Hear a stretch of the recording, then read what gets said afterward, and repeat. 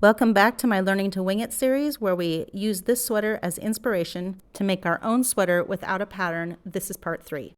This is about where we left off on the yoke. I said I was going to do another increase row on that purple row there, and I did, but it turned out I didn't really like it, and I'll show you why. But first I want to show you how I did the increase row in case you want to do one. I added my 4 double crochet cluster off of the branch of that first increase, that white row down below, and I just did that all the way around, so I didn't increase too many.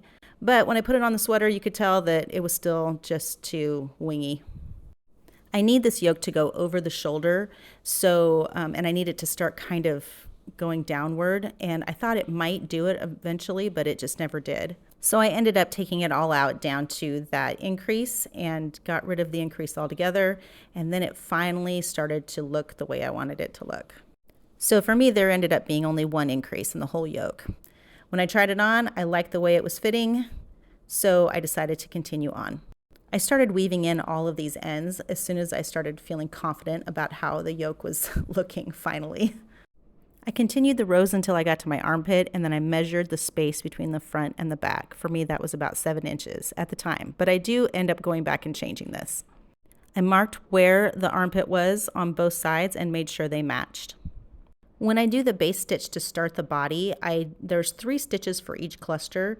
You're going to go down, drop down at the chain in between to the bottom and pick it up like we did before, and then you're going to chain across for the length of whatever you measured from the front to the back. I started with the arm the first time I did this, but honestly it looked really weird, and I would probably go back and start with the torso instead.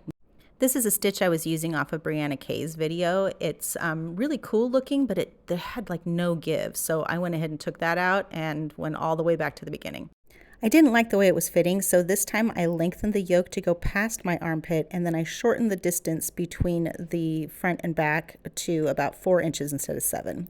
And then I just redid everything the way I did it before, not using the stitch that Brianna Kay did. Instead, I just chose to use a moss stitch because I thought it was the simplest and the easiest to teach. For right now, I'm just focusing on the torso because I want to make sure I get the fit right before I go on to the arms. Right here, I'm just showing that those gaps will go away between the colors when you weave your ends in. I end each row with a slip stitch instead of a single crochet so that those color changes don't look so blocky. I'm finally feeling confident about the look and the fit, and I'm ready to move on to part 4 where we extend the torso and add the arms. I'm getting pretty excited about this. Can't wait to see you on the next video.